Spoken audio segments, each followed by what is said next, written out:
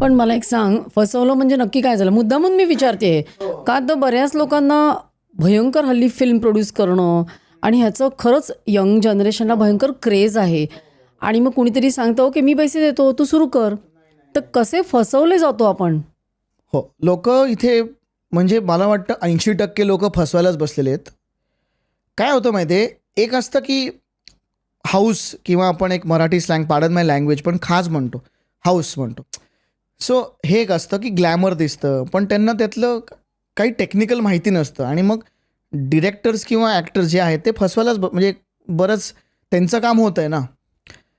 पण दोन्ही बाजूनी आहे मंजिरी. आय थिंक प्रोड्युसर पण एखादा समजा इन्व्हेस्टर असेल, समजा आता जसं माझं उदाहरण आहे की त्याने म्हणलं की अरे सर मैं करता हूँ ना, कितना पैसा लगेगा, 5 करोड देता हूँ ना, आप शूटिंग सुरू करो, आम्ही शूट झाल्यावर तिकडे येतो आणि आपण पैसे सगळं करूया. सो आम्ही गोव्यात शूट केलं फॉर 1 मंथ. पण तेव्हा पैसे कुठले वापरलेस मग?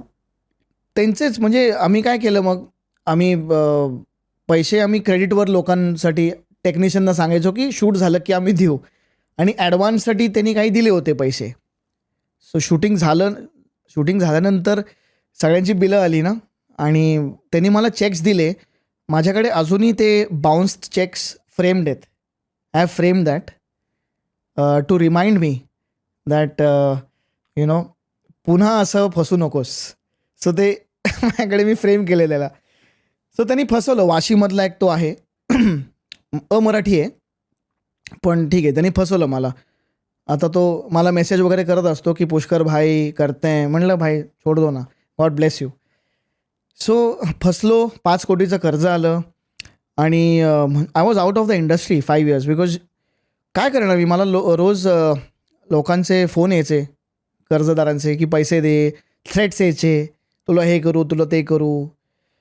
It was a dark phase of my life 5 years.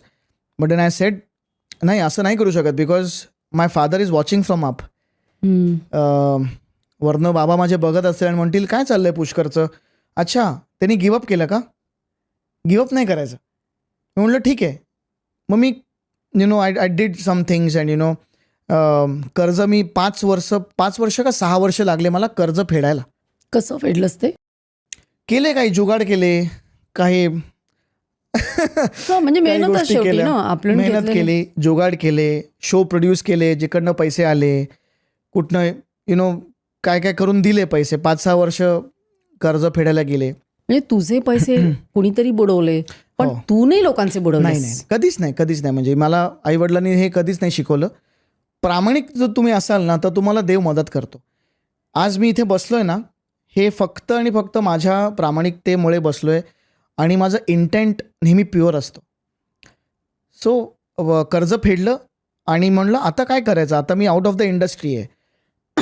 तेव्हा कोणीच फोन उचलायचे नाहीत, मीडिया, ॲक्टर, प्रोड्युसर, डिरेक्टर्स, कोणीच नाही. ऑफकोर्स त्यांना वाटलं की पुष्कर जोग गया, त्यांना वाटलं की गेला.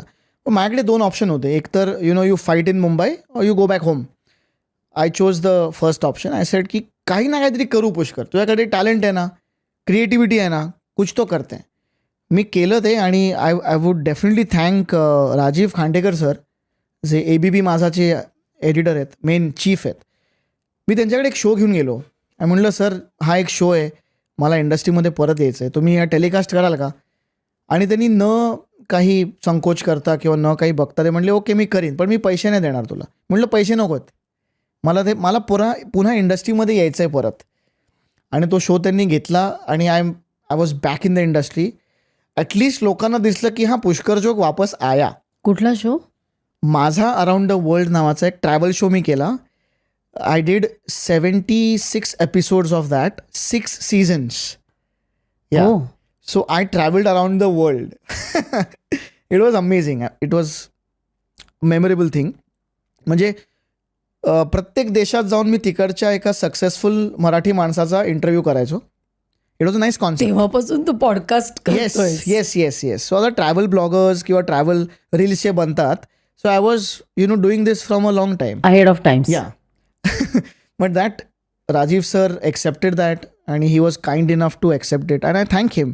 बिकॉज जेव्हा कोणी मदत दिलं नसतं ना Manjiri, you need somebody to hold your hand and say की I am with you. And because बाबा नव्हते मी कुणाकडे जाऊ आणि it's a difficult life without a father तो शो केला आणि अगेन सी नशीब कसं असतं तो शो केला. मी घरी बसलो होतो आणि मी ना लहानपणी सचिन सरांबरोबर खूप काम केलं. He is my Guru Sachin Pilgaonkar sir. So तिथे ना प्रोडक्शन त्यांचे हेड होते मनोहर देसाई त्यांचे हेड होते. सो त्यांचा बड्डे होता आणि आय सडनली रिमेंबर्ड की अरे त्यांना आम्ही प्रेमाने आप्पा म्हणतो सगळे. सो त्यांना मी मेसेज केला की आप्पा कशा आहात, हॅपी बर्थडे. त्यांचा मला फोन आला की पुष्कर तू काय करतोयस. म्हणलं आप्पा मी काही करत नाही, मी घरी बसलोय कामाच्या शोधात आहे.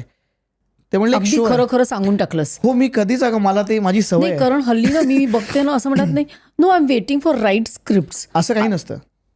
हे सगळे मी तेच म्हणतो ना हे खोटेपणा बंद झाला पाहिजे मंजिरी इंडस्ट्रीमधला. म्हणजे this is waiting for the right script काय आहे. ठीक आहे म्हणजे तुम्ही त्या लेवलला गेल्यावर ते म्हणा पण ती लेवलला या तरी पहिलं. So if today a mega star says that I can understand that की नाही मला हे सूट होणार नाही बरोबर आहे. पण आपल्या इथे काय ना अर्ध्या हळकुंड्याने सगळे पिवळे होतात. सो मी सांगितलं त्यांना खरं की आप्पा माझ्याकडे काय काम नाही आहे, मला कामाची गरज आहे.